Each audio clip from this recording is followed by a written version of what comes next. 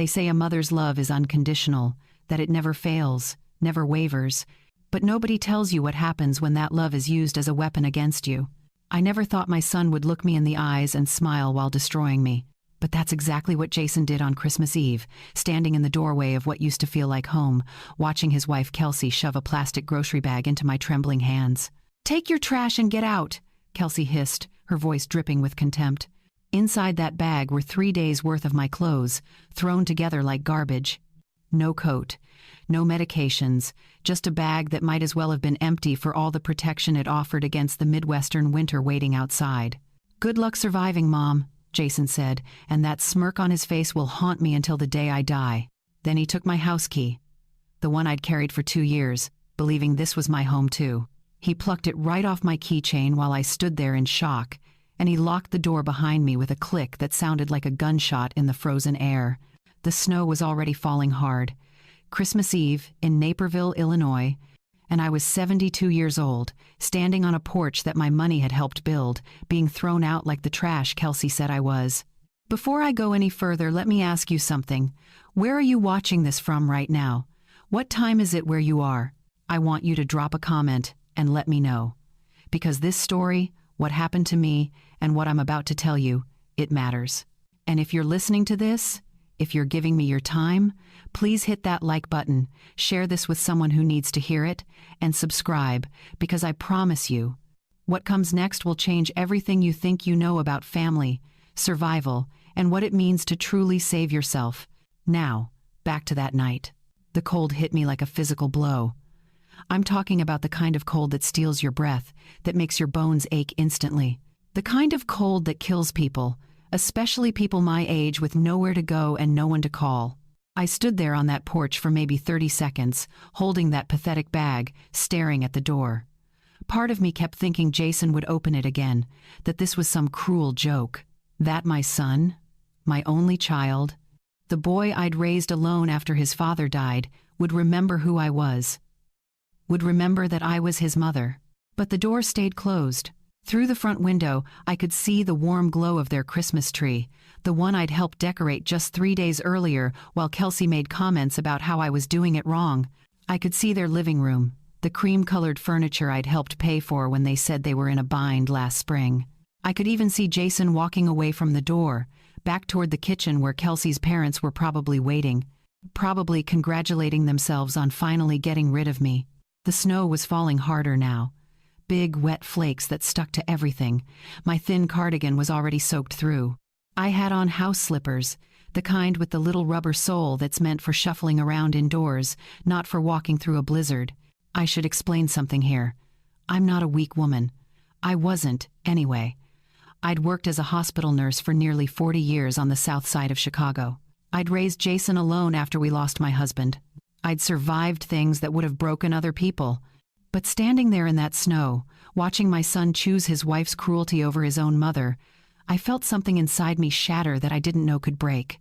It wasn't just the cold. It was the weight of realization crashing down on me all at once. This was real. They really were throwing me out. On Christmas Eve, in a snowstorm, with nowhere to go and barely any money left because I'd given them everything. My feet were already going numb in those useless slippers. I could feel the snow seeping through the fabric, that awful, wet cold that goes straight to your bones. The wind picked up, throwing snow in my face, and I realized I had to make a choice, stand there and freeze on their porch, or start walking. I walked. Not because I had a plan, not because I knew where I was going, but because some animal instinct for survival kicked in, the same instinct that had kept me going through every other terrible thing life had thrown at me. My feet moved, one in front of the other, down those porch steps I'd climbed 1,000 times carrying groceries, carrying their children, carrying the weight of their lives while they drained mine dry. The neighborhood was quiet. Everyone was inside with their families, with their Christmas trees and their warm dinners and their normal lives. Nobody saw an old woman shuffling through the snow in house slippers, clutching a plastic bag and trying not to cry. I want to tell you that I felt angry right away, that I felt righteous fury at what they'd done to me. But that's not true. What I felt was numb, and not just from the cold. I felt a kind of disbelief so complete that my brain couldn't process what was happening. This had to be a nightmare. I would wake up, and none of this would be real. But my feet were getting wetter and colder with every step. That was real. The wind cutting through my cardigan was real. The snow piling up on my shoulders was real. And somewhere behind me, in that house my money had helped purchase, my son was probably sitting down to Christmas Eve dinner, laughing with his wife's family, relieved that I was finally gone. I kept walking because I didn't know what else to do. There was a park a few blocks away. I'd taken Jason's kids there in better times, pushing them on swings while Kelsey stayed home doing whatever it was she did that was so much more important than caring for her own children. Maybe I could find a bench. Maybe I could sit down and figure out my next move.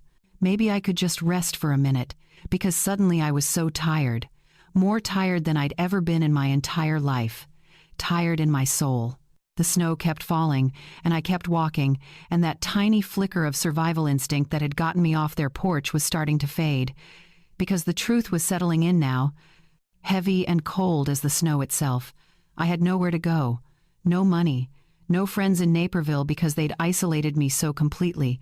No family except the one that had just thrown me away. I was alone in the cold, and for the first time in my 72 years, I started to wonder if this was how my story would end. Frozen and forgotten on Christmas Eve, while my son ate ham and pretended I'd never existed. But here's what Jason and Kelsey didn't know. Here's what they couldn't have possibly known as they locked that door and went back to their warm house. That night in the snow, something was about to happen that would change everything, not just for me, but for them too. Because sometimes, when you throw someone away like trash, the universe has a way of showing you exactly what you've done. And sometimes, the people you discard are the ones who end up surviving, thriving, even. Keep watching. Because what happened next, what I'm about to tell you in the chapters ahead, that's where the story really begins. To understand how I ended up walking through that snowstorm with nothing but a plastic bag, you need to know how I got to Naperville in the first place. I grew up on the south side of Chicago, in a neighborhood where people knew how to work hard and look out for each other. My parents didn't have much, but they taught me the value of earning your own way. So when I turned 18, I enrolled in nursing school. It wasn't easy, but I made it through, and for the next 38 years, I wore those scrubs with pride. I worked the emergency room at a Southside hospital where the nights were long and the cases were tough. Gunshot wounds, overdoses, heart attacks, babies being born in hallways because we didn't have enough rooms.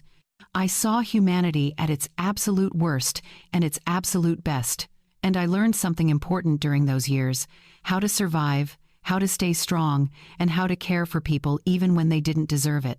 I met my husband Felix at that hospital. He was a paramedic, and the first time he wheeled a patient through those ER doors, I knew he was different. We got married 2 years later, and Jason came along 3 years after that. We bought a little bungalow in Oak Lawn, nothing fancy, but it was ours. Every mortgage payment, every repair, every improvement, we earned it together. Then Felix died. Heart attack at 51, right there in our living room, while Jason was away at college. 1 minute he was complaining about the Bears game, the next minute he was gone. Just like that, I was alone. But I had the house. I had my job. I had my independence. And most importantly, I had Jason, who came home from school and held me while I cried, promising me that everything would be okay, that we'd get through it together. For years, that promise held true. Jason graduated, got married to Kelsey, started his career in sales. They had 2 beautiful children. We saw each other for holidays and birthdays. It wasn't perfect, but it was family, and I was grateful. Then came the conversation that changed everything. Jason called me one evening, his voice full of excitement. He and Kelsey had found their dream home in Naperville. Beautiful neighborhood, great schools, perfect for raising the kids. But there was a problem. They were just short on the down payment. If I could help them out, maybe sell the bungalow and combine resources, we could all live together. Think of it, Mom, he said. You wouldn't be alone anymore. The kids would have their grandmother right there. We'd be a real family under one roof. I should have seen the red flags. I should have asked more questions.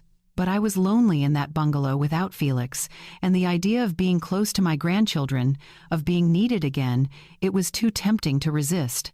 So I sold the house in Oak Lawn, the house Felix and I had built our life in, the house where I'd raised Jason, the house that represented 30 years of hard work and sacrifice. I took that money, nearly $400,000, and I gave it to my son. Not loaned it, gave it. Because Jason said we were buying the Naperville house together, that we'd all be on the deed, that this was an investment in our family's future. Except that's not what happened. When the paperwork was finalized, only Jason and Kelsey's names appeared on that deed. When I asked about it, Jason waved it off. "Just a technicality, Mom. Makes the mortgage easier. Don't worry. This is your home too." I believed him. God help me, I believed him. The first few months in Naperville were actually nice. I had my own bedroom on the first floor. I helped with the kids, cooked meals, kept the house clean. Kelsey seemed pleasant enough, always asking me to watch the children while she ran her boutique or met friends for lunch.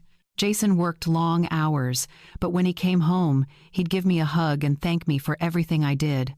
I felt useful. I felt wanted. I felt like maybe this had been the right decision after all. But there were small things I noticed. Little comments from Kelsey about how I loaded the dishwasher wrong, how I folded the towels incorrectly, how I was too loud in the morning when I made my coffee. Nothing major. Nothing worth making a fuss over. I told myself she was just particular about her home, that I needed to adjust to her way of doing things. Then the requests started. Could I pick up some groceries? Could I fill up the gas tank when I borrowed the car? Could I contribute a little something toward the utility bills since I was using water and electricity too? All reasonable requests. All things I was happy to do because I was living in their home. Except it wasn't their home. Not entirely. My money had made that house possible. My $400,000 had covered the down payment and then some. Without me, they'd still be renting a 2-bedroom apartment across town. But I didn't say any of that. I just nodded and smiled and wrote the checks and bought the groceries and filled the gas tank, because that's what mothers do. We sacrifice. We give. We make ourselves smaller so our children can be bigger. I kept working at the hospital too, even though I was past retirement age. 3 shifts a week, because the hospital was always short-staffed and because I needed something that was mine, some part of my life that existed outside of that Naperville house. The money I earned went toward helping Jason and Kelsey. They never asked where it came from or thanked me for it. They just took it as if it was their right. Looking back now, I can see how it happened. How slowly and carefully they built the cage around me. How they took my money, my independence, my sense of self-worth, piece by piece, until I didn't recognize myself anymore. But standing in that house during those early months, watching my grandchildren play, hearing Jason laugh at the dinner table, I convinced myself I'd made the right choice. I convinced myself that family was worth any sacrifice. I had no idea what was coming. No idea how much worse it would get. No idea that the son I'd raised, the boy I'd loved more than my own life, was already planning how to get rid of me. If I'd known then, what I know now, would I have done things differently? Would I have kept my bungalow, my independence, my money? Maybe, probably. But you can't change the past. You can only survive it and learn from it. And what I learned, walking through that snowstorm on Christmas Eve, was that sometimes the people you love the most are the ones who hurt you the deepest. The change didn't happen overnight. That's the thing about emotional abuse. It creeps in so slowly that you don't notice until you're drowning in it. It started about 6 months after I moved in. Kelsey's comments, which had always been delivered with a smile, started to have an edge to them, a sharpness that made me flinch even when I didn't want to. "Since you're living here rent-free, the least you could do is keep the kitchen cleaner," she said one morning, gesturing at a coffee cup I'd left in the sink. I'd been planning to wash it after I finished making breakfast for the kids, but that didn't matter to her. Rent-free. Those 2 words became her favorite weapon. Never mind that my $400,000 had made the house possible. Never mind that I was paying for groceries every week, filling up their gas tank, covering utility bills, buying clothes and toys for the grandchildren. In Kelsey's mind, because my name wasn't on the deed, I was living there as a charity case. And slowly, painfully, I started to believe her. "Since you're here rent-free, "You should really be doing more around the house," she'd say, when I sat down to rest after folding 3 loads of laundry. "Since you're living here rent-free, maybe you could watch the kids tonight so we can have a date night." Never asking, always telling. "Since you're here rent-free, I think it's only fair you contribute more toward the mortgage." This one confused me because I'd already given them hundreds of thousands of dollars, but when I tried to bring that up, Kelsey just laughed. That was a gift, wasn't it? You can't hold gifts over people's heads. A gift, my entire life savings, reduced to a gift that apparently came with no gratitude and no acknowledgement. Jason said nothing during these conversations. He'd be in the room, scrolling through his phone or watching TV, acting like he couldn't hear his wife slowly destroying his mother's dignity. And that silence hurt worse than Kelsey's words ever could. Because I'd raised Jason to be better than this. I'd taught him about respect, about kindness, about standing up for people who couldn't stand up for themselves.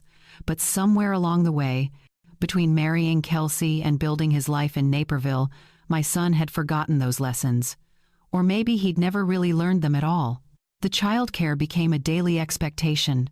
Every morning, Kelsey would sleep until 9 or 10 while I got the kids ready for school, made their breakfast, packed their lunches, and drove them where they needed to go. Every afternoon, I'd pick them up, help with homework, make dinner, give them baths, and put them to bed. Meanwhile, Kelsey would be at her boutique or having coffee with friends or getting her nails done. I loved those children. Don't get me wrong, they were innocent in all of this, and spending time with them was one of the few joys I had left. But it wasn't the loving grandmother relationship I'd imagined. It was unpaid labor that Kelsey expected and never once thanked me for. "Can you pick up the kids today? I have a thing." That's all she'd say. Never what the thing was, never asking if I had plans of my own. Just an assumption that my time belonged to her. And I'd do it. Every single time, because what choice did I have? Where else was I going to go? The guilt became my constant companion. Guilt for taking up space in their home, guilt for using their water and electricity, guilt for eating their food, even though I was the one buying most of it. Guilt for existing, basically, and being an inconvenience to their perfect Naperville life. Kelsey knew exactly how to use that guilt against me. She'd sigh heavily when I came into a room, as if my very presence exhausted her. She'd make comments about how crowded the house felt, how nice it would be to have more space, how much easier life would be without certain complications. I was the complication. I understood that clearly. The worst part was watching Jason transform before my eyes. The son who used to call me every week to check in, who used to bring me flowers on Mother's Day, who used to tell me I was the strongest woman he knew, that son disappeared. In his place was a man who echoed his wife's entitlement, who treated me like a burden, who seemed embarrassed by my existence. "Mom, Kelsey has a point," he said one evening when I tried to talk to him about how hurt I was feeling. "You do live here without paying rent. Maybe you could be a little more grateful." Grateful. I'd given them everything I had, and he wanted me to be more grateful. I stopped trying to defend myself after that. What was the point? They'd rewritten history in their minds. In their version of events, they were the generous ones, opening their home to a needy old woman. My contribution, my sacrifice, my money, none of it mattered. So I became smaller, quieter. I tried to take up less space, make less noise, need less attention. I'd eat my meals quickly and retreat to my room. I'd do the chores before anyone could complain about them. I'd anticipate their needs and meet them before they had to ask. And still, it wasn't enough. Because the truth was, Kelsey didn't want a helpful mother-in-law. She wanted me gone, and she was slowly, methodically, making life so unbearable that I'd leave on my own. Except I had nowhere to go, no home to return to, no savings left to start over. I was trapped in a house I'd paid for, being treated like garbage by people I'd sacrificed everything for. The obligation I felt was crushing. These were my grandchildren. This was my son. Family was supposed to stick together, supposed to work through hard times. Every time I thought about leaving, about finding some tiny apartment somewhere and starting over, I'd think about those kids growing up without me. I'd think about Jason, and how walking away would mean admitting that I'd failed as a mother. So I stayed. And I suffered in silence. And every day, Kelsey's contempt grew bolder, while Jason's indifference grew colder. They were preparing me for something. I see that now. Breaking me down piece by piece so that when the final blow came, I'd be too weak to fight back. What I didn't know yet was that Christmas Eve was coming, and with it, a snowstorm, and a plastic bag filled with my clothes, and a door closing in my face. But I'm getting ahead of myself. There's more you need to understand about how bad things got before that night. About the money they took, and the lies they told, and the ways they turned my love into a weapon against me. Keep watching. Because this story is just beginning. The real nightmare began about a year after I moved in, when Jason lost his job. He came home on a Tuesday afternoon, his face pale, his hands shaking. The company was downsizing, he said. Budget cuts, nothing personal. They'd given him a severance package, but it wouldn't last long. Not with the mortgage payment, not with 2 kids, not with the lifestyle they'd built in Naperville. I watched Kelsey's face when he told her. For just a second, I saw genuine fear flash across her features. But then, she looked at me, sitting quietly at the kitchen table, and that fear transformed into something else. Calculation.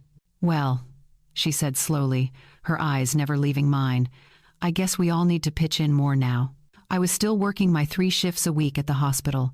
My nursing salary wasn't much, especially at my age, but it was steady. And apparently, it was about to become their lifeline. Mom, I hate to ask this. Jason started that evening, and I could already feel my stomach dropping. But could you help us out with the mortgage this month? Just until I find something new. I've got interviews lined up. This is temporary. Temporary. That word became a lie I heard over and over again in the months that followed. I paid that month's mortgage. And the next month's. And the month after that. Jason's job search seemed to stall. He'd leave the house in the morning dressed in a suit, claiming he had interviews, but I noticed he was always home by noon, spending the rest of the day on the couch or in his home office playing video games. Meanwhile, Kelsey's boutique was hemorrhaging money. She'd opened it with such confidence 2 years earlier, convinced she had a brilliant eye for fashion and that Naperville women would flock to her store. Instead, she had racks of overpriced clothes nobody wanted and a lease she couldn't afford. The boutique needs an injection of capital, she announced one evening at dinner, using words that sounded like she'd been watching business shows on television. Just $10,000 to restock and do some marketing, then it'll turn around. I gave her the $10,000, pulled it straight from my retirement account, the one I'd been so carefully protecting, because what else could I do? They made it clear that if the boutique failed, if they couldn't pay their bills, the house would be at risk. And if the house went into foreclosure, where would any of us go? The $10,000 disappeared in less than a month. The boutique didn't turn around. We need another $8,000, Kelsey said, not even pretending to be apologetic anymore. For inventory. This time I know what will sell. More money out of my retirement account. Then it was the car payment. Then it was the credit card minimums.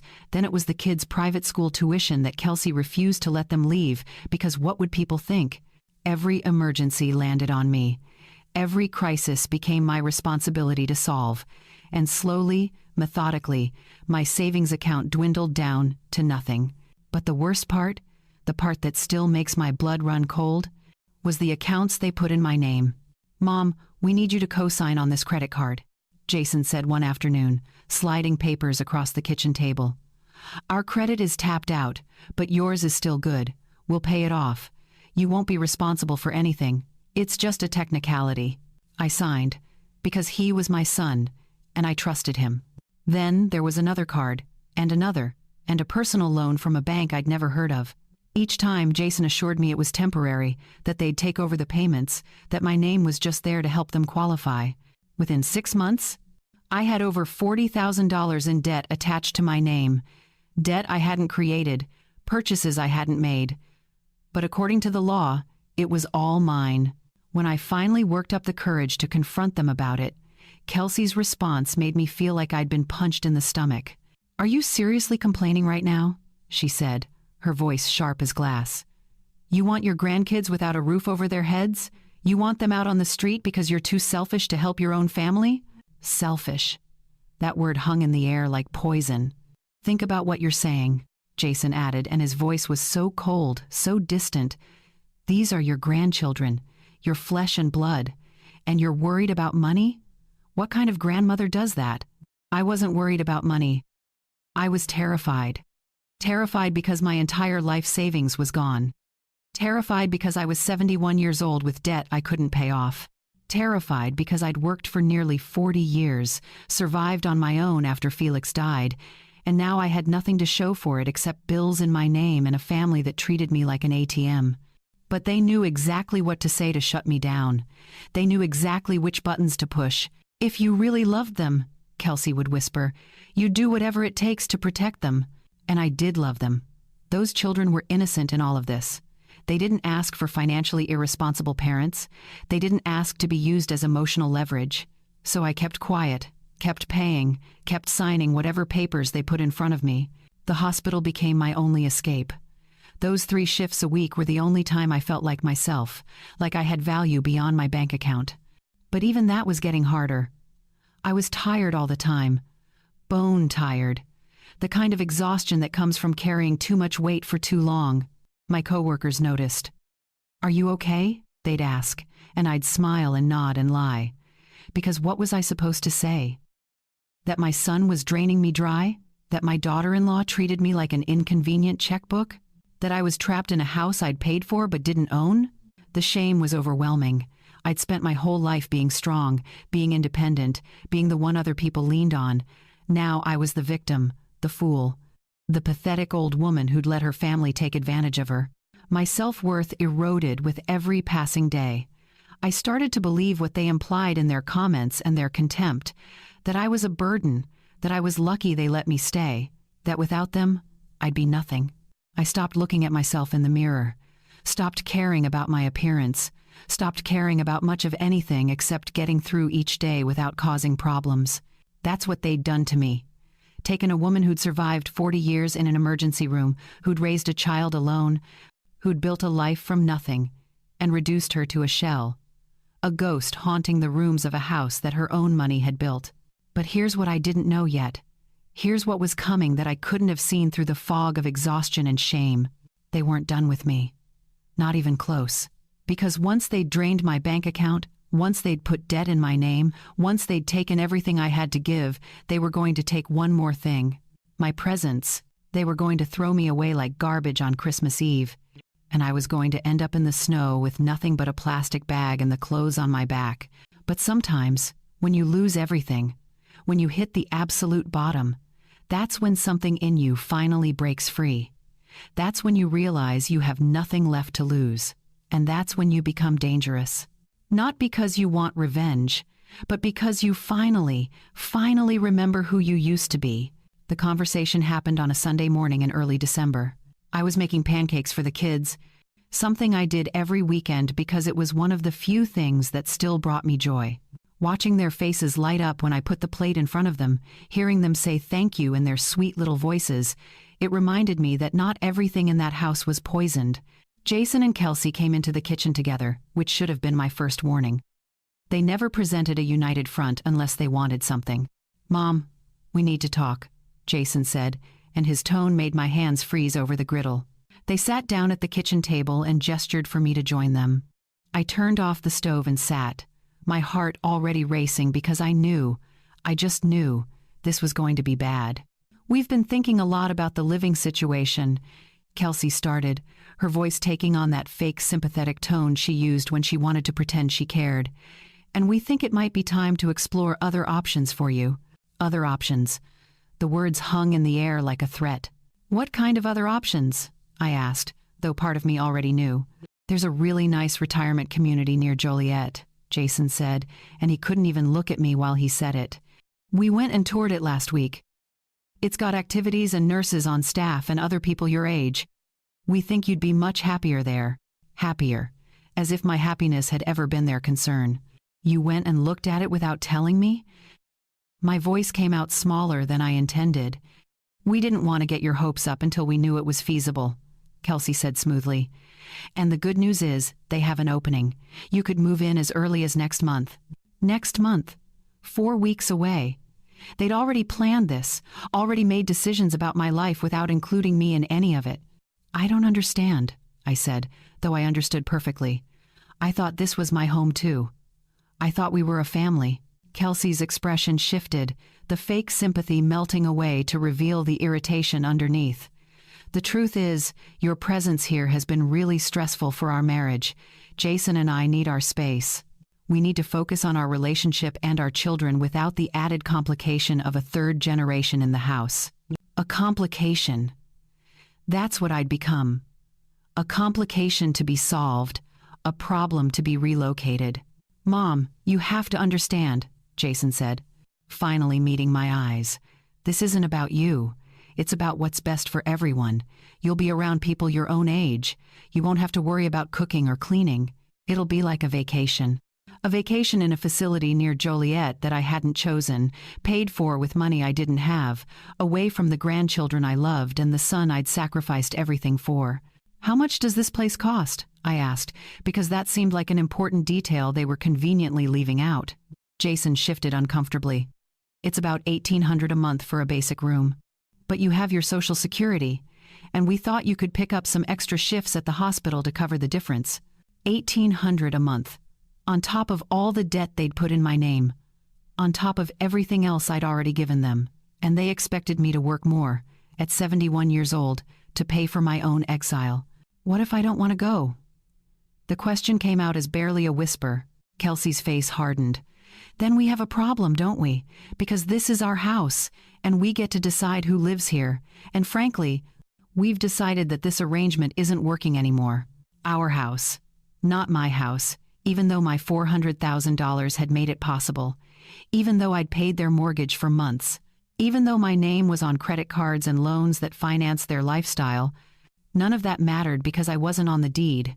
Jason, I said, turning to my son, desperate for him to show me some sign of the boy I'd raised. Please, don't do this. But he just looked away, his jaw tight. The decision is made, Mom. We think Christmas would be a good time for a fresh start.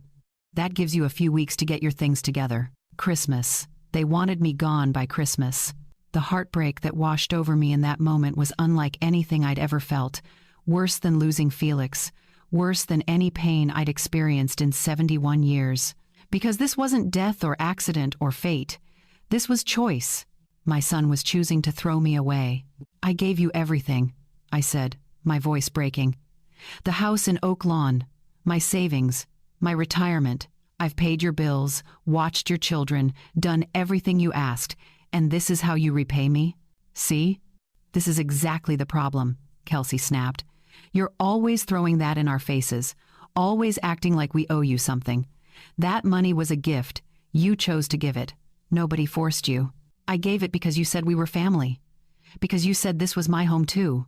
Well, things change, Kelsey said coldly, and right now we need you to accept that and move on.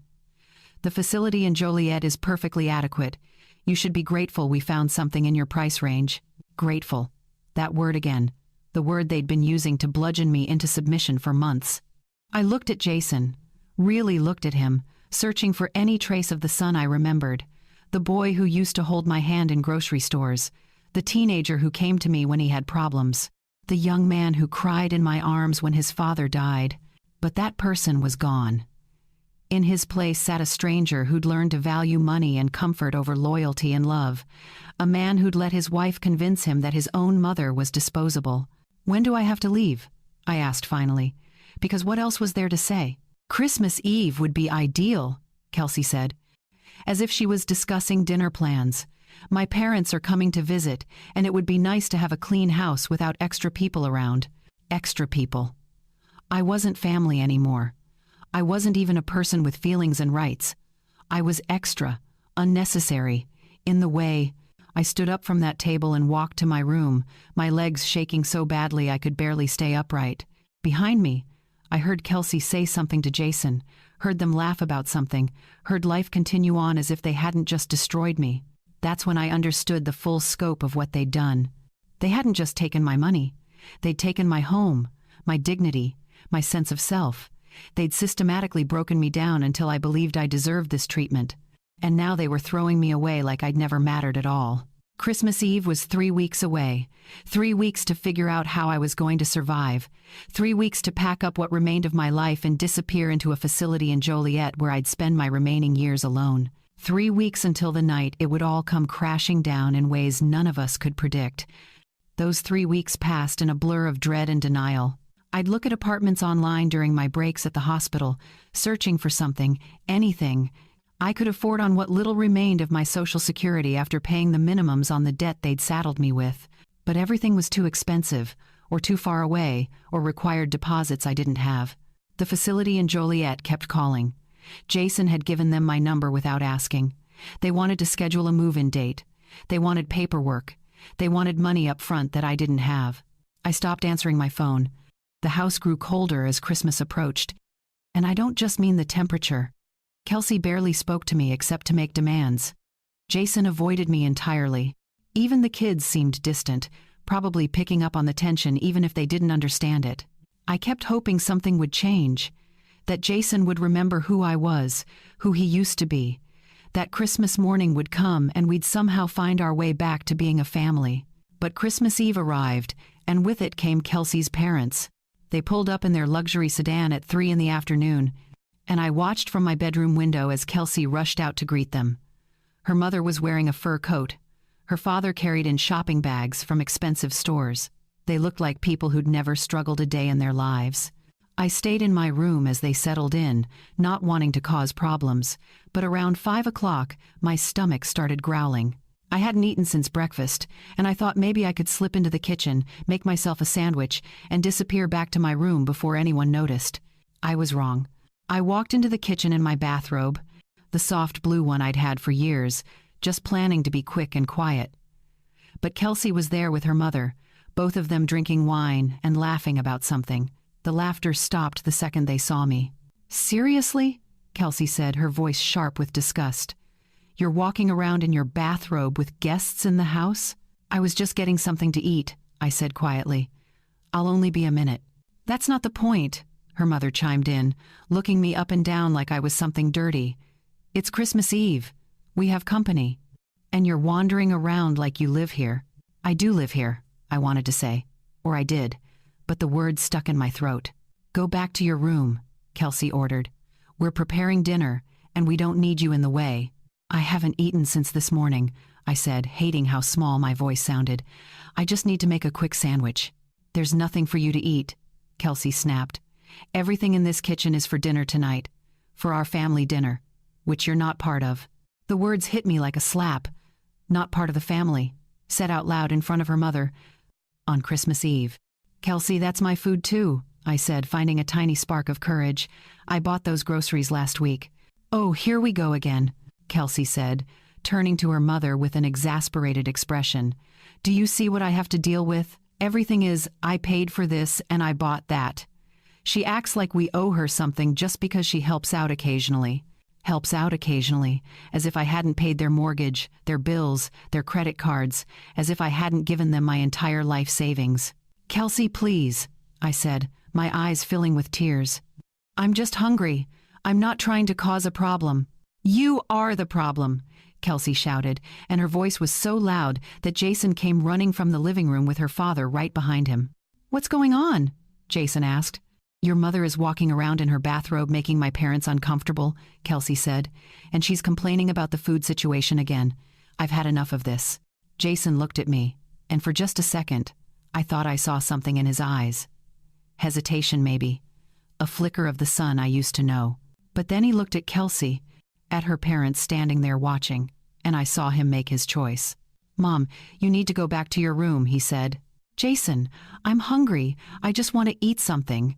"Then you should have thought about that before you came out here inappropriately dressed," he said, his voice cold. "You're embarrassing us." Embarrassing them. I was embarrassing them by existing, by being hungry, by daring to walk into a kitchen in a house my money had purchased. Something inside me snapped. "This is my house too," I said, louder than I meant to. "I paid for it. I've paid your bills for over a year. You've taken everything from me, and now you won't even let me eat?" "That's it," Kelsey said, her face flushing red. "I've had enough of your attitude. Get out." "What?" "You heard me. Get your things and get out of my house, right now." I looked at Jason, waiting for him to intervene, to tell his wife she was being unreasonable. But he just stood there, his jaw tight, refusing to meet my eyes. "Jason, it's Christmas Eve," I said, my voice breaking. "Please." "I think Kelsey's right," he said quietly. "You need to leave. This clearly isn't working. But where am I supposed to go? It's freezing outside. There's a storm coming." "That's not our problem anymore," Kelsey said. "You have 15 minutes to pack a bag and get out. And give me your key." "You can't just throw her out in a snowstorm," Kelsey's father said, and for a moment I felt a surge of hope. But Kelsey silenced him with a look. "This is between us and her. Stay out of it." I stood there, frozen, unable to process what was happening. This was really it. They were really throwing me out. On Christmas Eve, in a blizzard. 10 minutes now," Kelsey said, "or I'm calling the police and having you removed for trespassing." Trespassing. In a house I'd paid for. I walked to my room on shaking legs and grabbed what I could. Some clothes, my phone charger, my medications. I shoved everything into a plastic grocery bag because I couldn't find my suitcase and I didn't have time to look. When I came back out, they were all standing there waiting. Kelsey's parents looked uncomfortable but said nothing. Jason still wouldn't look at me. And Kelsey had a smile on her face. She held out her hand. "Key." I gave it to her, watching as she took it like a trophy. "Good luck surviving, Mom," Jason said, and that smirk on his face, that horrible smirk, it killed whatever part of me still loved him. The door closed behind me, and I heard the lock click. I was standing in the snow, holding a plastic bag, wearing house slippers and a thin cardigan. And the blizzard was just beginning. The first few steps away from that house were the hardest I've ever taken. My feet were already wet, the thin slippers offering no protection against the snow that was now coming down in thick sheets. The wind cut through my cardigan like I was wearing nothing at all. But somehow, I kept moving forward, one foot in front of the other, away from the warm glow of their windows, away from the life I'd thought was mine. The streets of Naperville were eerily quiet. Everyone was inside with their families, probably sitting down to Christmas Eve dinner right about now. Through lit windows, I could see Christmas trees and people laughing, and the contrast between their warmth and my situation felt like a cruel joke. I had no plan, no destination, just a vague memory of a park a few blocks away where I'd taken the grandkids last summer. It seemed as good a place as any to figure out what to do next. The walk felt endless. Every step sent sharp pain through my feet as the cold penetrated deeper. My hands were already numb, clutching that plastic bag like it was a lifeline. The snow was accumulating fast, already a few inches deep, and walking through it in house slippers was like wading through ice water. I passed a young couple hurrying to their car, probably late for a party. They didn't even glance at me. Why would they? Just an old woman out for a walk. They couldn't see the desperation, the betrayal, the absolute devastation radiating from every inch of my frozen body. By the time I reached the park, I couldn't feel my feet at all. The playground equipment looked ghostly in the darkness, covered in white, and the benches along the walking path were barely visible under the accumulating snow. I made my way to the nearest bench and collapsed onto it. The cold of the metal seeped through my thin pants immediately, but I was beyond caring. My body was shaking so violently that I could barely hold onto the plastic bag. My teeth were chattering so hard I thought they might crack. This was it. This was really happening. I sat there in the darkness, in the snow, and let myself finally feel everything I'd been pushing down for months, years, maybe. The regret hit me first. A wave so powerful it made me gasp. How had I let this happen? How had I allowed myself to become so weak, so small, so willing to accept abuse in the name of family? I used to be strong. I used to stand up for myself and others. I'd worked in an emergency room, for God's sake. I'd seen terrible things and survived them. I'd raised a child alone and built a good life. When had I lost that person? When had I become someone who would give away everything she had and accept crumbs of affection in return? The realization came next, settling over me like the snow on my shoulders. Jason wasn't coming back for me. There would be no moment of clarity where he remembered he loved me. No dramatic scene where he realized what he'd done and came running to apologize. That son, the one I'd raised and sacrificed for, he was gone. Maybe he'd never really existed. Maybe I'd built up an image of who I wanted him to be instead of seeing who he actually was. A man who would smile while destroying his mother. A man who would choose his wife's cruelty over his own blood. A man who could throw me out in a blizzard on Christmas Eve and feel nothing. The grief that followed was so intense it took my breath away. I wasn't just grieving for the mother I once was, strong and capable and sure of herself. I was grieving for all the years I'd wasted believing in a family that never really existed, all the sacrifices that had meant nothing, all the love I'd poured into a son who'd learned to see it as weakness instead of strength. I thought about my husband, Felix, gone now for over 20 years. What would he think if he could see me now? Would he be disappointed that I'd let this happen? Or would he understand, the way he always did, that I'd just been trying to do what mothers do? Love unconditionally, give endlessly, hope eternally. The snow kept falling, piling up on my lap, my shoulders, my hair. I watched it accumulate on my hands, turning them white, and I thought about how beautiful it looked, how peaceful, how quiet everything was becoming. My shaking had slowed down, which I knew from my nursing training was a bad sign. When your body stops shivering, it means you're losing the fight against hypothermia. It means your core temperature is dropping to dangerous levels. It means you're dying. Would anyone even find me? Or would I just become part of the snow, invisible, forgotten, another tragedy that nobody noticed until it was too late? Maybe that's what I deserved. Maybe this was karma for being foolish enough to trust, for being weak enough to let them use me, for being stupid enough to give away everything without protecting myself first. I thought about the grandchildren, probably opening presents right now in their warm house. Would they remember me? Would Jason tell them I just left, disappeared one day without saying goodbye?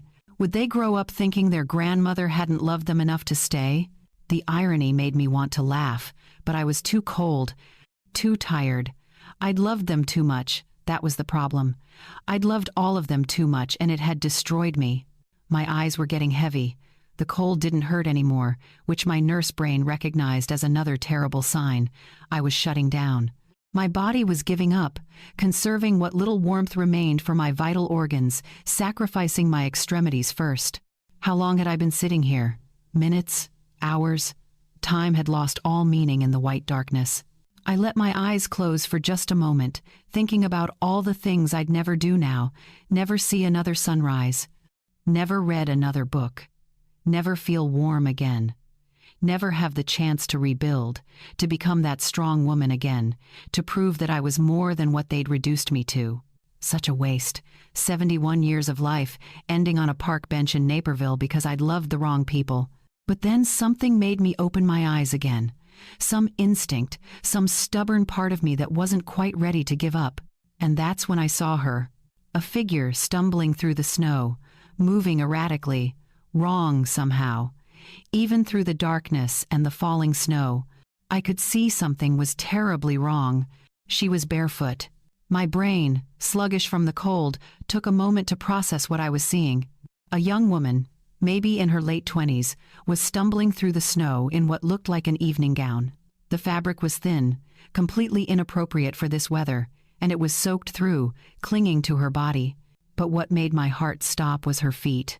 Bare, completely bare, walking through snow that was now several inches deep. She was maybe 20 yards away, moving in an uncoordinated way that I recognized immediately from my years in the emergency room. Confusion, disorientation, the kind of movement that meant the brain wasn't getting enough oxygen, wasn't functioning properly. She took 3 more steps, and then her legs gave out. She crumpled into the snow like a puppet with cut strings. Something inside me, some deeply ingrained part of who I used to be, jolted awake. I tried to stand, but my legs wouldn't cooperate at first. They'd gone stiff from sitting in the cold for so long. I forced myself up, using the bench for support, my own body screaming in protest. Every movement hurt, every breath burned, but I moved anyway. I stumbled through the snow toward her, my useless slippers filling with ice, my feet burning with pain as circulation tried and failed to return. It took me what felt like forever to cover those 20 yards, and by the time I reached her, she'd stopped moving entirely. She was lying face down in the snow, her dark hair spread around her head like a halo. I dropped to my knees beside her, my nursing training flooding back despite everything. "Can you hear me?" I said, my voice hoarse from the cold. I rolled her onto her back, and what I saw made my stomach drop. Her lips were blue. Not just a little blue, but deep purple, the color of severe hypothermia. Her face was pale, almost gray, and when I pressed my fingers to her neck to check for a pulse, her skin felt like ice. But there was a pulse. Faint, slow, but there. She was alive, but barely. Her eyes fluttered open for just a second, unfocused and glassy. She tried to say something, but it came out as just a whisper of breath. I looked at her feet and wanted to cry. They were purple, covered in snow, and when I touched them gently, they were hard with cold. Frostbite. Severe frostbite. This woman was going to lose her toes at minimum if she didn't get warm immediately. My own feet were in bad shape too, but I was wearing something at least. And suddenly, in that moment, sitting in the snow next to this dying stranger, I made a choice. I unlaced my boots. Well, they weren't really boots, just those house slippers with rubber soles, but they were better than nothing. My fingers were so numb it took 3 tries to get them off. Then, as gently as I could, I slipped them onto her frozen feet. It wasn't enough. I knew it wasn't enough. I took off my cardigan, the only thing keeping any warmth at all against my body, and I wrapped it around her shoulders. Then I took off my scarf, the one Felix had given me years ago, and I tucked it around her neck. The cold hit me like a wall. Without those thin barriers, I was exposed completely to the wind and snow. My body started shaking again, violently, and I knew I'd just signed my own death warrant. There was no way I'd survive now. But looking at this young woman, at her purple face and her frozen feet, I couldn't do nothing. After everything that had happened tonight, after being thrown away like garbage, after losing everything, I needed to do something good. Something that mattered. Something that proved I was still human, still capable of compassion, even if my own family wasn't. "Help!" I tried to shout, but my voice came out weak, swallowed by the wind. "Someone help us!" The park was empty. Everyone was inside, warm and safe with their families. Nobody was coming. I pulled the young woman against me, trying to share what little body heat I had left. It wasn't much. I was probably doing more harm than good, drawing what little warmth she had into my own frozen body. But I couldn't just leave her there in the snow. "Stay with me," I whispered, even though I wasn't sure she could hear me. "You're going to be okay. Just stay with me." Her eyes opened again, just barely, and she looked at me, really looked at me. And then, so quietly I almost missed it, she spoke. "Evelyn," she whispered. "My name." She'd said my name.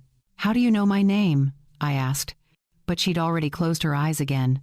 Panic flooded through me. How did she know who I was? Had we met before? I'd never seen this woman in my life. But she knew me. Somehow, impossibly, she knew me. Before I could process this, before I could even begin to understand, I heard something. Footsteps crunching through the snow. Running. "Here!" a voice shouted. "She's here!" 2 figures emerged from the darkness, moving fast. A man and a woman, both wearing heavy coats and boots. They rushed toward us, and the woman dropped to her knees beside the young woman I was holding. "We've got her," the woman said, gently prying my arms away. "It's okay, we've got her. She needs a hospital," I said through chattering teeth. "Severe hypothermia, frostbite. Her core temperature is dangerously low." "We know," the man said, already lifting the young woman into his arms like she weighed nothing. "We're taking her now." "Wait," I said. She knew my name. How did she know my name? But they were already moving, carrying her away through the snow. The woman looked back at me once, her expression unreadable, and then they were gone, disappearing into the darkness like they'd never been there at all. I sat alone in the snow, wearing nothing but a thin shirt and pants, no shoes, no coat, no scarf. Everything I'd had, I'd given to a stranger who somehow knew who I was. The cold was absolute now. I couldn't feel anything below my neck. My vision was starting to blur at the edges. This was it. This was really the end. But somehow, impossibly, I felt lighter. Peaceful, almost. I'd helped someone. In my last moments, I'd done something that mattered. I'd chosen compassion over self-preservation. I'd proven, if only to myself, that I was still the person I used to be. The snow kept falling, and I leaned back against a tree, closing my eyes. I wonder if this is what dying feels like, I thought. Not painful, just tired. So very tired. The darkness started to creep in at the edges of my consciousness, and I let it come. There was nothing left to fight for anyway. But then I heard something else. Something that made no sense at all. The sound of engines, multiple engines, growing louder. I forced my eyes open, squinting through the snow. And what I saw made me think I'd already died, and was hallucinating. Headlights, dozens of them, coming toward me through the park. I thought I was hallucinating, that the hypothermia had finally pushed my brain past the point of reality. But the headlights kept coming, and the sound of engines kept growing louder, and then they were there, actually there. 19 identical black Range Rovers rolling into the park in perfect formation. They moved slowly, deliberately, their headlights cutting through the falling snow like searchlights. One by one, they formed a semicircle around the area where I sat slumped against the tree. The engines cut off simultaneously, and for a moment, there was just silence and snow and my own ragged breathing. Then the doors started opening. People emerged from each Range Rover. Men and women in dark coats and professional demeanor, standing at attention like some kind of security detail. But they didn't approach me. They just stood there, waiting, forming a human barrier between me and the rest of the park. The door of the center Range Rover opened, and someone stepped out. Even through my blurred vision, even through the snow and the darkness, I could see who it was. The barefoot stranger. But she wasn't barefoot anymore. She was wearing my slippers. And she wasn't stumbling or confused or dying. She walked toward me with perfect composure, wearing a heavy coat now, her hair pulled back, looking completely in control. She was followed by the two people who'd carried her away. They walked on either side of her like bodyguards. I tried to speak, to ask what was happening, but my jaw was frozen shut. All I could do was watch as this woman I'd tried to save walked toward me with steady, purposeful steps. She knelt in front of me, and I saw her face clearly for the first time. Young, beautiful, with dark eyes that held something I couldn't quite read. Gratitude, maybe, or something deeper. "Hello, Evelyn," she said, her voice clear and strong, nothing like the whisper I'd heard before. "My name is Leah Ward." The name meant nothing to me. Should it have? "You're probably confused right now," Leah continued, and there was warmth in her voice. Real warmth. "And you're very, very cold, so I'm going to explain quickly, and then we're going to get you somewhere warm, okay?" I managed the smallest nod.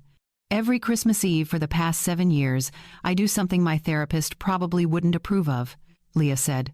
"I dress like someone in distress, and I wander through wealthy neighborhoods until someone either helps me or ignores me. It's my way of testing humanity, of seeing if compassion still exists in a world that often feels cruel and indifferent. My brain, sluggish and slow, tried to process this. A test. It had been a test. Most years people ignore me," Leah continued. "They see a woman in an evening gown in the snow and they look away. They cross the street. They pretend not to see. But you, Evelyn, you were dying yourself. You were freezing to death on that bench. And you still gave me everything you had." She gestured to the slippers on her feet, to the coat one of her people was holding. "My coat, soaked through with snow. You gave me your shoes, your coat, your scarf. You held me and tried to keep me warm even though it meant sacrificing yourself. You called for help even though your voice was barely a whisper. And when my people came to get me, the first thing you said, the first thing, was medical advice. You told them about hypothermia and frostbite. You were a nurse trying to save a patient, even in your last moments. Tears were freezing on my cheeks. I hadn't even realized I was crying. I've been watching you, Evelyn," Leah said, and her voice softened. "Not just tonight, for weeks. I've known about your situation, about what your son and his wife have been doing to you, about the money they stole and the debt they put in your name and the way they broke you down piece by piece. How? How could she possibly know all that? I'm a very wealthy woman," Leah said, as if reading my mind. "And I use that wealth to find people who need help, people who've been abandoned by their families, people who've given everything and received nothing in return. People like you. She reached out and took my frozen hands in hers. Her hands were warm, impossibly warm, and I could feel heat radiating from them. What you did tonight, giving everything to a stranger when you had nothing left to give, that showed me exactly who you are. Not who your son made you think you were. Not the broken woman they tried to create, but who you really are at your core. Compassionate, strong, selfless in the best possible way. I wanted to tell her I wasn't strong, that I'd let them destroy me, that I'd been weak and foolish and pathetic, but I couldn't make my mouth work. "I have a proposition for you, Evelyn," Leah said, and now her voice took on a different quality. Serious. Intent. "You can stay here and freeze to death in this park. You can let this be the end of your story, or you can come with me. Come with me." Those 3 words hung in the air like a lifeline. If you come with me, I can offer you warmth, safety, medical care, a place to live. But more than that, I can offer you purpose. A chance to help other people who are going through what you went through. A chance to turn your pain into something meaningful. She leaned closer, and I could see absolute sincerity in her eyes. "I'm not offering charity, Evelyn. I'm offering you a job, a mission, a reason to keep living that has nothing to do with your son or your daughter-in-law or anyone else who hurt you. I'm offering you the chance to become yourself again. The strong, capable, compassionate woman you were before they tried to break you." My vision was fading at the edges. I could feel my consciousness slipping away. This was my last chance, my last moment to make a choice. Die in the snow, forgotten and alone. Or take this woman's hand and see what came next. I thought about Jason's smirk, about Kelsey's cruelty, about being thrown out like trash on Christmas Eve, about giving everything and receiving nothing. And then I thought about the barefoot stranger I'd tried to save, about taking off my shoes for someone who needed them more, about choosing compassion even when it cost me everything. Maybe that was who I really was. Not the victim, not the fool, but someone who helped people even when it hurt. I looked at Leah Ward, at this mysterious woman with her 19 black Range Rovers and her strange Christmas Eve ritual and her offer of salvation. And with the last of my strength, I squeezed her hand. "Yes," that squeeze said. "Yes, I'll come with you. Yes, I choose to live." Leah smiled, and it transformed her entire face. "Good," she said, "because the world needs more people like you, Evelyn, and you're not done yet, not even close." She gestured to her people, and suddenly there were warm blankets wrapping around me, gentle hands lifting me, carrying me toward one of those black Range Rovers. The last thing I saw before they placed me inside was the park where I'd almost died, already disappearing behind us as we drove away. Away from Naperville. Away from Jason and Kelsey and that house my money had built. Away from the life that had tried to kill me. Toward something new. Something I couldn't even imagine yet. But something that was mine. I don't remember much of the drive. There were warm blankets, so many warm blankets, wrapped around me until I felt cocooned. Someone held a heated pack against my chest, another against my feet. Voices spoke in calm, professional tones, discussing my symptoms, my vitals, what needed to happen next. I drifted in and out of consciousness, my body finally surrendering to the exhaustion it had been fighting for hours. For months, really, maybe for years. When I opened my eyes again, we were no longer moving. The Range Rover door opened, and I saw we were in front of a beautiful building in what looked like Lincoln Park. I recognized the neighborhood from my years working in Chicago. Old trees lined the streets, and the buildings had that historic elegance that spoke of money and permanence. "Easy now," someone said as they helped me out of the vehicle. "We've got you." They carried me through tall doors and into a lobby that took my breath away. Warm wood floors, soft lighting, comfortable furniture arranged in conversation areas. It looked more like a high-end hotel than anything else. But what struck me most was the warmth. Real, penetrating warmth that seemed to seep into my bones. They took me to a room on the 3rd floor, and if the lobby had impressed me, this space made me want to weep. It was an apartment, Not just a room, a full apartment with a living area, a bedroom, a bathroom with a soaking tub, and windows that overlooked the tree-lined street below. "Let's get you warmed up properly," a woman in scrubs said, appearing at my side. She had kind eyes and capable hands. A nurse, I realized, like I used to be. The next hour was a blur of medical attention.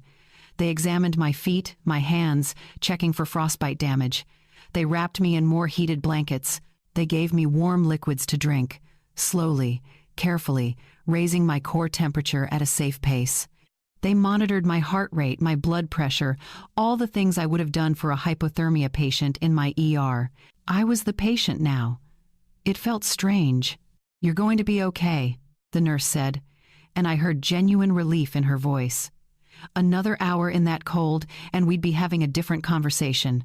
"But you're going to be fine." Fine. What a strange word. I'd been many things over the past 2 years, but fine had never been one of them. Once they were satisfied I was stable, they left me alone to rest.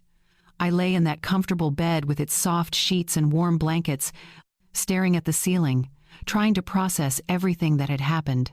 Just hours ago, I'd been thrown out of my son's house. I'd been dying in the snow. I'd given away my last possessions to a stranger. And now I was here, in this beautiful apartment, being cared for by people who didn't even know me. It felt like a dream. Or maybe everything before this had been the dream, and I was finally waking up. I must have fallen asleep because the next thing I knew, morning light was streaming through the windows. I sat up slowly, my body aching but warm, and found fresh clothes laid out on a chair beside the bed. Soft pants, a comfortable sweater, thick socks, all in my size. After I dressed and washed my face in that beautiful bathroom, there was a knock on the door. Leah Ward stood in the hallway, holding 2 cups of coffee. "May I come in?" she asked. I nodded, still not quite trusting my voice. She settled into one of the chairs near the window and gestured for me to take the other. I sat, accepting the coffee she offered, wrapping my hands around the warm cup. "How are you feeling?" Leah asked. "Confused," I admitted. "And grateful, but mostly confused." She smiled. "That's fair. Let me explain what this place is, and then maybe things will make more sense." She gestured to the building around us. "This is one of several properties owned by the Ward Foundation. My foundation. We provide housing and support services for seniors who've been financially exploited or emotionally abused by their families." I felt my chest tighten. She'd said it so matter-of-factly. Exploited. Abused. Words I'd never wanted to apply to my own situation. "We started 7 years ago after my grandmother died," Leah continued, her voice soft. "She'd been living with my aunt, who spent years draining her accounts, taking out loans in her name, convincing her that she was a burden. By the time we found out, my grandmother had nothing left. No money, no dignity, no will to fight back." "I'm sorry," I whispered. "So am I," Leah said. "But it taught me something important. What happened to my grandmother happens to thousands of seniors every year. Adult children who see their aging parents as resources to extract rather than people to respect. And most of the time, nobody helps because people assume family business should stay private." She leaned forward, her dark eyes intense. "The Ward Foundation exists to prove that wrong. We find people like you, Evelyn, people who've given everything to their families and been discarded in return. We offer them safety, housing, legal support, financial counseling, and most importantly, community." "Why?" I asked. "Why me specifically?" "Because you passed the test," Leah said simply. "Every year on Christmas Eve, I go out there looking for proof that compassion still exists. Most years, I find nothing. People walk past me. They avert their eyes. They pretend not to see someone in distress. But you, even when you were dying yourself, you helped. That told me everything I needed to know about who you are." She set down her coffee cup and looked at me directly. "I'm offering you an apartment here, rent-free, for as long as you need it. We'll help you sort out the debt your son put in your name. We'll provide counseling if you want it, medical care, whatever you need to rebuild your life." It sounded too good to be true. There had to be a catch. "What do you want in return?" I asked. Leah's smile widened. "I want you to help others. You were a nurse for 40 years. You understand elder care, medical needs, and most importantly, you understand what it feels like to be manipulated by family. That experience, painful as it was, makes you uniquely qualified to help other people going through the same thing. She pulled out a folder and handed it to me. This is information about our case management program. We help seniors navigate legal systems, file protective orders, recover stolen assets. We provide counseling and support groups. And we're always looking for people who can relate to our residents, who can advocate for them, who can help them remember they're not alone. I opened the folder with shaking hands, scanning the information inside. Programs for financial literacy, support groups for family estrangement, legal clinics specializing in elder abuse.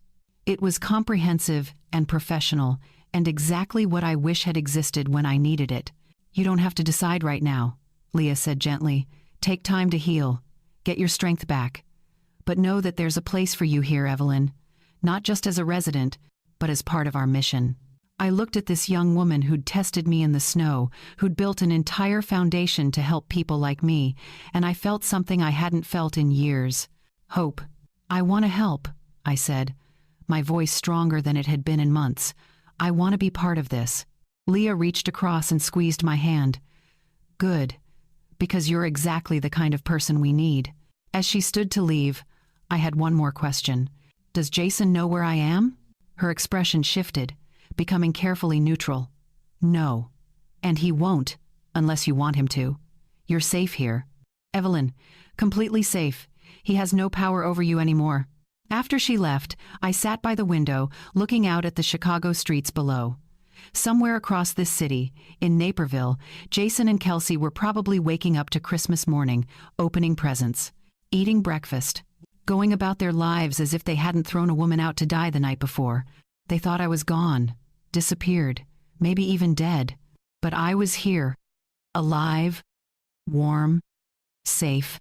And for the first time since I'd sold my house and moved to Naperville, I felt like maybe, just maybe, I was going to be okay. The first week, I mostly slept. My body needed it. The hypothermia had taken more out of me than I'd realized, and the years of stress before that had left me depleted in ways that went beyond physical exhaustion. So I slept, and ate the meals that appeared at my door, and slowly felt my strength returning. By the second week, I started venturing out of my apartment. The building had a common area on the second floor, and that's where I met them. Other residents of the Ward Foundation, other people who'd been thrown away by their families. There was Dorothy, 78, whose daughter had forged her signature on a reverse mortgage and disappeared with the money. There was Frank, 82, whose son had convinced him to sign over power of attorney and then sold his house while he was in the hospital.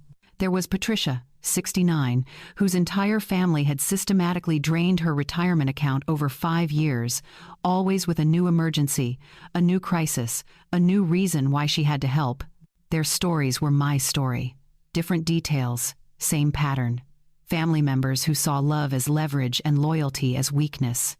The hardest part, Dorothy said during one of our group sessions, is accepting that they meant to hurt you, that it wasn't a mistake or a misunderstanding.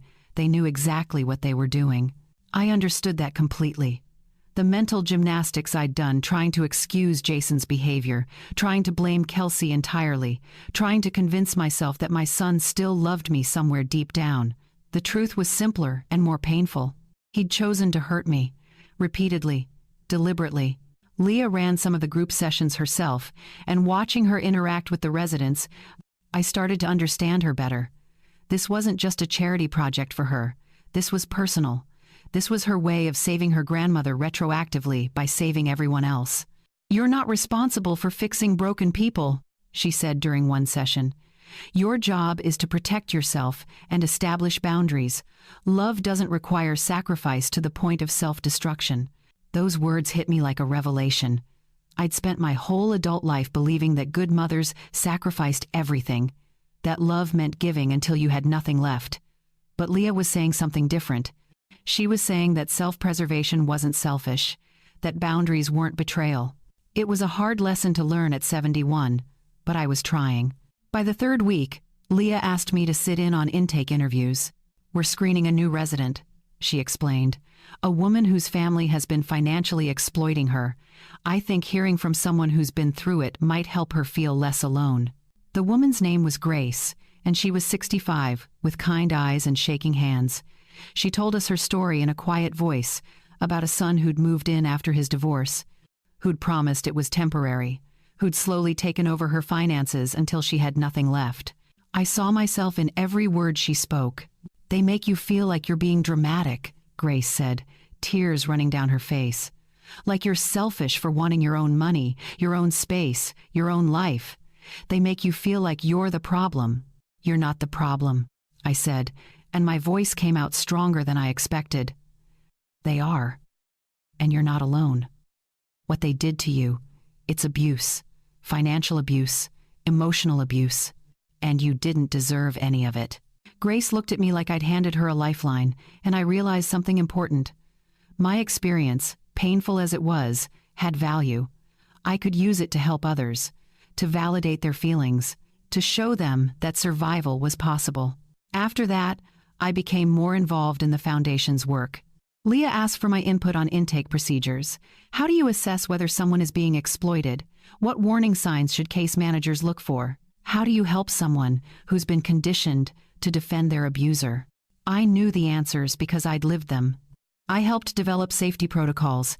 How do you protect residents from family members who show up demanding access? How do you create boundaries without creating prison-like restrictions? How do you balance compassion with protection? I started facilitating support groups, sharing my own story, listening to others share theirs. And something amazing happened. The more I talked about what Jason and Kelsey had done to me, the less power those memories had over me. The shame started to lift. The guilt started to fade. And underneath all of that, I found anger. Good, healthy anger at what they'd done. Not the consuming kind that destroys you, but the kind that clarifies, the kind that says this was wrong, and I deserved better, and I will never let anyone treat me this way again. Leah noticed the change in me. "You're coming back to yourself," she said one afternoon over coffee in her office. "I can see it. The woman you were before they broke you down, she's still there." "I don't know if I'm the same person," I admitted. "Too much has happened." "You're not supposed to be the same person," Leah said. "You're supposed to be better, stronger, wiser. You take the pain and you transform it into purpose. That's how you win." Win. I hadn't thought about it in those terms, but she was right. This wasn't about revenge in the traditional sense. It was about reclaiming myself, about proving that they hadn't destroyed me, about building something meaningful from the wreckage of what they'd done. I started working with the Foundation's legal team, learning about elder abuse laws, financial exploitation statutes, protective orders. I learned how to document abuse, how to gather evidence, how to help other seniors fight back against family members who'd stolen from them. And I learned something else, something important. I was good at this work, really good. My nursing background helped me understand medical vulnerability. My own experience helped me understand the emotional manipulation. And something in me that had been dormant for years, some fierce protective instinct, came roaring back to life. I wasn't just surviving anymore. I was thriving. I had a purpose that had nothing to do with Jason or Kelsey or anyone who'd hurt me. I had a community of people who understood.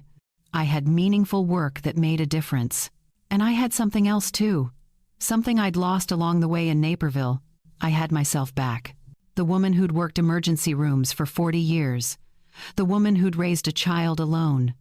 The woman who'd survived losing her husband and kept going. She'd been buried under years of abuse and manipulation, but she wasn't gone. She was here, in this building, in this work, in this new life, and she was ready for whatever came next. 3 months after Christmas Eve, my phone rang with a number I recognized. Jason's number. I stared at it for a long moment, my thumb hovering over the decline button. But Leah, sitting across from me in the common room, shook her head. "Answer it," she said quietly. "You're ready." I wasn't sure I was ready, but I answered anyway. "Mom?" Jason's voice came through, and it sounded different, strained, desperate. "Mom, I need to talk to you. We need your help." And just like that, I knew. Something had happened. Something bad. And they were coming to me for rescue, just like they always had. Except this time, everything was different. This time, I was different. Mom? Are you there? Jason's voice sounded thin through the phone. Fragile. Nothing like the cold, confident tone he'd used when he threw me out.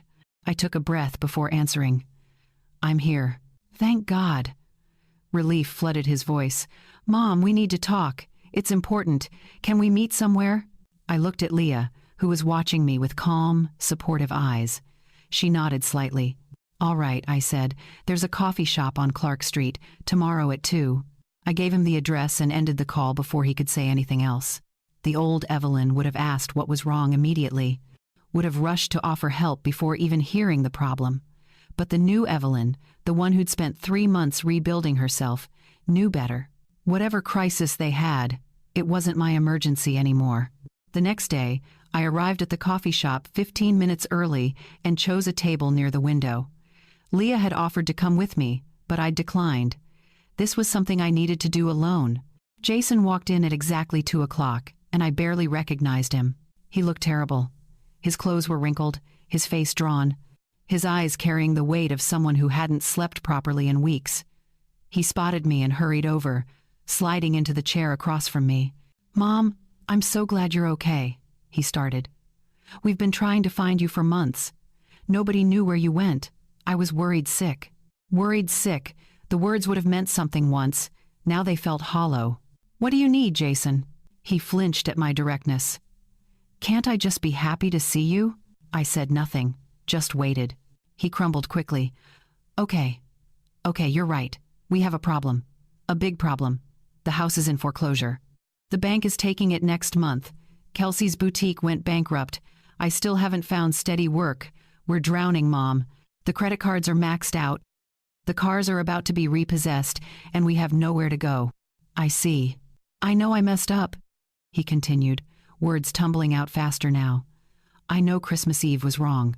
Kelsey was upset. Her parents were there. Things got heated. But you have to understand. We were under so much stress. And you have to admit, you could be difficult sometimes. There it was, the blame shifting, the excuses, the subtle implication that I'd somehow deserved what they did. So you're here because you need money, I said quietly. I'm here because you're my mother, Jason said, but his eyes told the truth. And I know you have some savings left, maybe from your pension or Social Security. Whatever you can spare, it would help us get back on our feet. Just enough to catch up on the mortgage payments. We wouldn't ask if we weren't desperate. I looked at my son, really looked at him, and felt nothing but a distant sadness. This man had taken everything from me. My home, my money, my dignity. He'd thrown me out to die in a snowstorm, and now he was sitting here, asking for more. No, I said simply. No? He looked genuinely confused, as if the possibility hadn't occurred to him. No, Jason, I won't be giving you money. Not now, not ever. His face hardened. So that's it? You're going to let your own grandchildren become homeless because you're holding a grudge? Those children are not my responsibility, I said, and my voice was steady, clear. They're yours. You chose to have them. You chose to spend money you didn't have. You chose to drain my accounts and put debt in my name. Those were your choices, and now you get to live with the consequences. I can't believe you're being this selfish, he said, anger creeping into his voice now. The real Jason, coming through. After everything we did for you, we gave you a place to live. You gave me a place to live? I leaned forward. I gave you $400,000. I paid your mortgage for months. I bought your groceries, filled your gas tank, watched your children. You took everything I had and then threw me away when I had nothing left to give. That's not how it happened. That's exactly how it happened, and I'm done pretending otherwise. Jason's face twisted with frustration. So what am I supposed to do? I reached into my bag and pulled out a folder. Inside were resources I'd compiled with the Foundation's help. Community assistance programs, food banks, housing support services, job placement agencies, everything someone in his situation would need. These are resources that can help you, I said, sliding the folder across the table. Social services, financial counseling, emergency housing. There are people who can guide you through this. But I'm not one of them. He stared at the folder like I'd handed him poison. You're really not going to help us? I'm giving you information on where to get help. That's more than you gave me when you threw me out in a blizzard." Jason stood up abruptly, the chair scraping against the floor. "You know what? You're right. You are selfish. Kelsey was right about you all along. You're bitter and vindictive, and you never cared about anyone but yourself." I watched him storm out of the coffee shop, and I felt nothing but relief. The old Evelyn would have caved, would have offered money I didn't have, would have sacrificed myself again trying to save people who didn't want to be saved. But the new Evelyn understood something important. Compassion doesn't mean letting people destroy you. Love doesn't require self-destruction. And some people will only see you as valuable when you have something they can take. I left the folder on the table and walked out. 3 months later, I stood on a stage in front of 200 people at the grand opening of the Ward Foundation's newest senior living complex. It was beautiful. State-of-the-art apartments for seniors escaping financial abuse, case management offices, counseling centers, legal clinics, everything we'd dreamed of when we started planning it a year ago. Everything I'd helped design.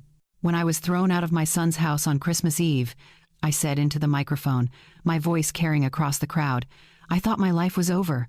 I was 71 years old with nothing.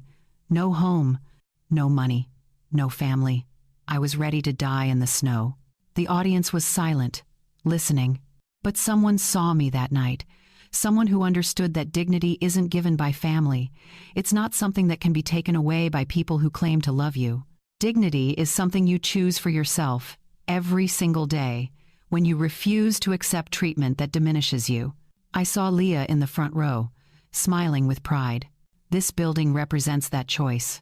For every senior who's been told they're a burden, for every person who's been exploited by family members who should have protected them, for everyone who thought they were alone, you're not alone. We see you, we believe you, and we're here to help you remember who you are. The applause was thunderous. As I stepped off the stage, I caught a glimpse of them in the back of the crowd. Jason, Kelsey, and their 2 children, looking small and uncomfortable among all these people celebrating something they couldn't understand. They'd come, probably hoping to guilt me into helping them one more time, hoping to use my moment of triumph to remind me of my obligations, but I didn't acknowledge them, didn't even pause. I walked past them like they were strangers, because that's what they'd become. I walked toward Leah, toward Dorothy and Frank and Patricia and Grace and all the others who'd become my real family, the chosen family I'd built from the ashes of the one that had burned me. I walked into the light of my new life, leaving the past behind not with hatred or bitterness, but with something far more powerful: clarity. I knew who I was now, not Jason's mother, not Kelsey's victim, not a woman defined by what others had taken from me. I was Evelyn, survivor, advocate, someone who helped others find their way back to themselves. And that, I realized as the sun broke through the clouds above us, that was the best revenge of all. Not hurting them, but becoming someone they could never touch again.